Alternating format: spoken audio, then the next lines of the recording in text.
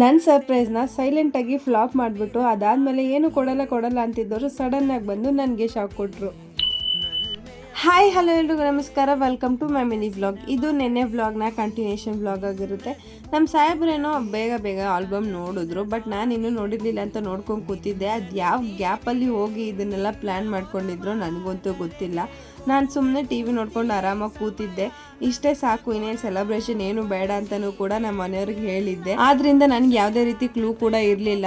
ಆ ರೀತಿ ಬಂದು ನನ್ನ ಮುಂದೆ ನಿಂತ್ಕೊಂಡ್ರು. ನಮ್ಮ ಸಾಹೇಬ್ರು ಸೈಲೆಂಟಾಗಿ ನಾನು ಕೊಡಬೇಕಾಗಿರೋ ಸರ್ಪ್ರೈಸ್ನ ಮೊದಲೇ ತಿಳ್ಕೊಂಡು ಅದನ್ನ ಫ್ಲಾಪ್ ಮಾಡಿ ಈ ಥರ ನನಗೆ ಏನು ಕ್ಲೂ ಕೊಡ್ದಂಗೆ ಇದನ್ನೆಲ್ಲ ತಂದ್ಬಿಟ್ಟು ಸಡನ್ ಶಾಕೆ ಕೊಟ್ಟರು ಅಂತಾನೆ ಹೇಳ್ಬೋದು. ಅದು ಕೂಡ ತುಂಬ ಮೀನಿಂಗ್ಫುಲ್ ಆಗಿ ಪ್ರೆಸೆಂಟ್ ಮಾಡಿದ್ರು. ಇನ್ನು ನಾನಿಲ್ಲಿ ಇಟ್ಕೊಂಡಿದ್ದೀನಲ್ಲ ಬೊಕ್ಕೆ, ಅದನ್ನ ನಮ್ಮ ಆ್ಯನಿವರ್ಸರಿ ಪ್ರಯುಕ್ತ ಪೆಟಲ್ ಬ್ಲೂಮ್ಸ್ ಗಿಫ್ಟ್ ಅವ್ರ ಕಡೆಯಿಂದ ಪ್ರೆಸೆಂಟ್ ಮಾಡಿದ್ರು. ತುಂಬ ಕ್ಯೂಟ್ ಆಗಿತ್ತು, ನನಗೆ ಸಿಕ್ಕಾಪಟ್ಟೆ ಇಷ್ಟ ಆಯಿತು.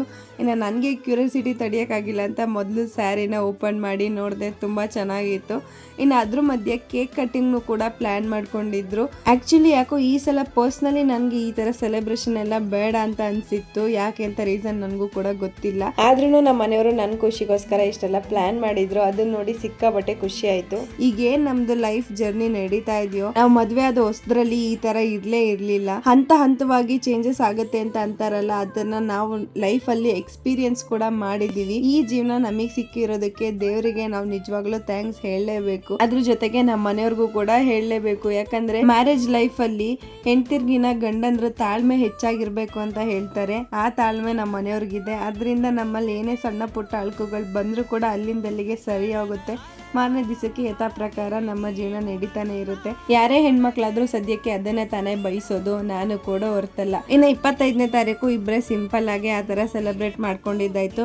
ಇನ್ನು ನೆಕ್ಸ್ಟ್ 26th ಇಂದ ವ್ಲಾಗ್ನ ಕಂಟಿನ್ಯೂ ಮಾಡ್ಕೋತಾ ಇದ್ದೀನಿ. ಅದೇ ಮೊದಲೇ ಹೇಳ್ದಂಗೆ 25th ನಾವು ಮನೆಯಲ್ಲಿ ಅಷ್ಟೇ ಸೆಲೆಬ್ರೇಟ್ ಮಾಡ್ಕೊಂಡಿದ್ರಿಂದ 26th ನೈಟ್ ಹೋಗಿ ಫ್ರೆಂಡ್ಸ್ಗಳ ಜೊತೆ ಎಲ್ಲ ಒಂದು ರೌಂಡು ಕೇಕ್ ಕಟ್ಟಿಂಗ್ ಮಾಡಿಕೊಂಡು ಸೆಲೆಬ್ರೇಟ್ ಮಾಡಿಕೊಂಡು ಹಂಗೆ ಅಲ್ಲೇ ಎಲ್ಲ ಊಟ ಕೂಡ ಮಾಡಿಕೊಂಡು ಸ್ವಲ್ಪ ಟೈಮ್ ಸ್ಪೆಂಡ್ ಮಾಡಿಕೊಂಡು ಇನ್ನು ನೆಕ್ಸ್ಟ್ ಮತ್ತೆ ಅಲ್ಲಿಂದ ಐಸ್ ಕ್ರೀಮ್ ತಿನ್ನೋಣ ಅಂತ ಟೌನ್ ಒಳಗಡೆ ಬಂದು ಐಸ್ ಕ್ರೀಮ್ ಎಲ್ಲ ತಿನ್ಕೊಂಡು ಮನೆ ಕಡೆ ಬಂದಿದ್ದಾಯ್ತು. ಇನ್ನು ಯಾರೆಲ್ಲ ನಮ್ಮ ಆನಿವರ್ಸರಿಗೆ ವಿಶ್ ಮಾಡಿದಿರೋ ಅವ್ರಿಗೆಲ್ರಿಗೂ ಕೂಡ ಹಾರ್ಟ್ಫುಲ್ ಥ್ಯಾಂಕ್ಸ್ ನ ತಿಳಿಸ್ತಾ. ಈ ವ್ಲಾಗ್ ಇಷ್ಟ ಆದ್ರೆ ಲೈಕ್ ಮಾಡಿ, ನನ್ನ ಪೇಜ್ ನ ಫಾಲೋ ಮಾಡ್ಕೊಳ್ಳೋದು ಮರಿಬೇಡಿ.